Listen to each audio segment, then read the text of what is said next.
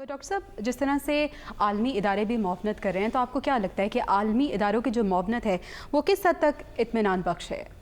देखिए, आलमी अदारे तो अभी इब्तदाई स्टेज पे आपसे कुछ वादे कर रहे हैं, कुछ ऐलानात कर रहे हैं और कुछ वो कन्वेंशन करेंगे कि फंडिंग मेंबर ममालिक दे दें, वो एड टू पाकिस्तान टाइप की मीटिंग वो करते हैं, वो करेंगे। तो लिहाजा असल जो काम है ना वो काम बैरूनी इदारों का है, ना वो काम हमारी सियासी जमातों का है, ये इंतज़ामिया और हुकूमत का काम होता है। फेडरल हुकूमत, सूबाई हुकूमतें, इंतज़ामिया, हमारी जो मिलिट्री सिक्योरिटी इस्टेब्लिशमेंट है, क्योंकि उनके पास रिसोर्सेज होते हैं, उनकी ट्रेनिंग होती है, कैपेबिलिटी सिविल इदारों से ज़्यादा होती है इमरजेंसी को डील करने की, तो वो ये काम करते हैं। जहाँ तक APC का ताल्लुक़ है, APC तो नशिस्तन दो गुफ्तन दो बर्खास्तन बैठेंगे, तकरीरें करेंगे और उठ के चले जाएंगे। देखिए, इस स्टेज पे मुझे ये बताइए कि पॉलिटिकल पार्टी क्या किसी डिप्टी कमिश्नर को ऑर्डर कर सकती है कि वहाँ जाके रेस्क्यू करो? ये काम गवर्नमेंट करती है, लिहाजा बुनियादी जिम्मेदारी गवर्नमेंट की होती है। ये पार्टियाँ सिर्फ इतना काम कर सकती हैं कि फ़ंड मोबिलाइजेशन में मदद कर सकती हैं, और वो अपने जो हल्का असर होता है उनको कहते हैं कि आप डोनेशंस दें, फ़ंड प्रोवाइड करें, रिलीफ प्रोवाइड करें। लेकिन एक्चुअल काम जो ये कहा जाता है कि यूनिटी हो, ये इकट्ठे हो के क्या तीर मार लेंगे?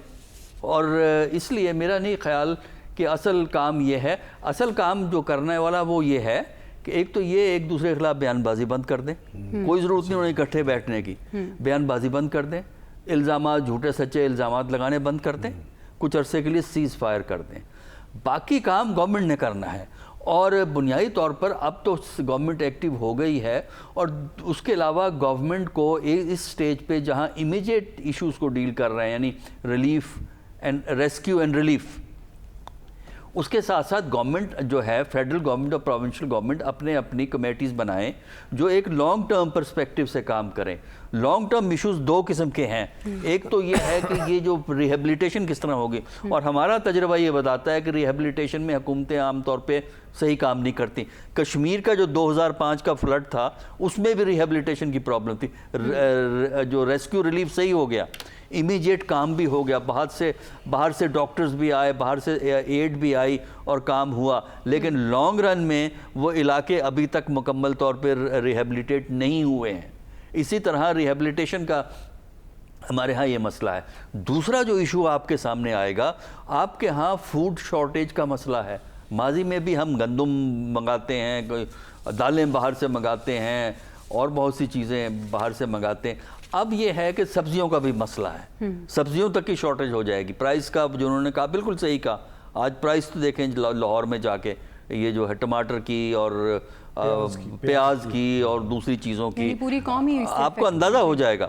अच्छा, इसका तरीका ये है कि हुकूमत इसको प्लान करे, और इसके लिए ज़रूरत इस बात की है कि हुकूमत अभी से नेबरिंग कंट्रीज से बात करे। ये चीज़ें नेबरिंग कंट्रीज से आ सकती हैं, और ताकि बिल्कुल एक क्राइसिस ना पैदा हो जाए कि ये लोग इनको चीज़ों को तरसें। तो इस किस्म के दो किस्म के काम करने चाहिए। सियासी जमातें अपनी हैसियत में अपने अपने हलकों में फ़ंड रेज़ करके फिर वो मदद करें, लेकिन ये समझना कि ये सारे इकट्ठे होंगे, सियासी जमातें इसमें कुछ नहीं कर सकती इसके अलावा फ़ंड रेजिंग के है। और मेरा ख्याल ये है कि इस तरफ तवज्जो देने की ज़रूरत है, क्योंकि इस वक्त जो ये क्राइसिस है, आपको एक चीज़ ये भी सोचनी चाहिए, जो हुकूमतों को सोचना है, कि जो हमारा ख्याल था कि थोड़ी बहुत हमें रिकवरी हो जाएगी, IMF से पैसा मिल जाएगा, उसकी वजह से हमें कुछ और मुल्कों से पैसा मिल जाएगा, उससे आप अपने डेट तो रीपे कर देंगे, डिफ़ॉल्ट नहीं होगा आपका।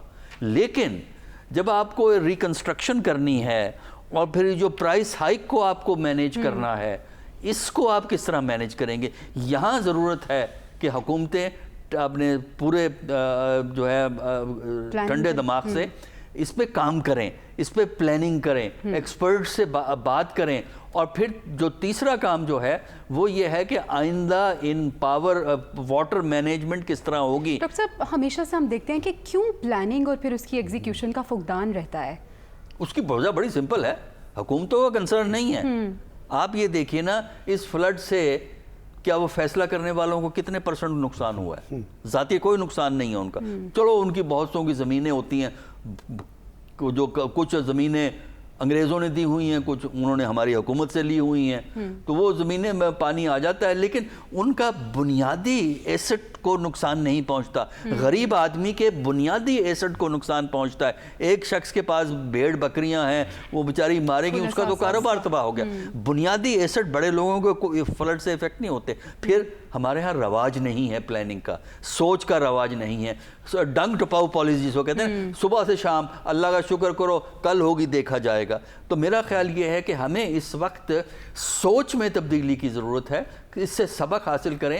اگر ہمارے حکمران سوچ میں تبدیلی کر لیں, اب ہمارے حکمران عوام کی فلاح کو بنیادی کنسیڈریشن کریں, عوام جو ہیومن ویلفیئر ہے اس کو ترجیح بنائیں, تبھی جا کے کام بنے گا. لیکن ہیومن ویلفیئر جو ہے بنیادی ترجیح نہیں ہے. آپ ایلوکیشن آف ریسورسز کو دیکھیں نا, تقریریں تو میں بھی کر دوں گا, انصاف ہونا چاہیے, اصول ہونے چاہیے, لیکن مجھے یہ سوال یہ ہے کہ جب سارے لوگ انصاف کی بات کرتے ہیں تو پاکستان میں انصاف کیوں نہیں ہے؟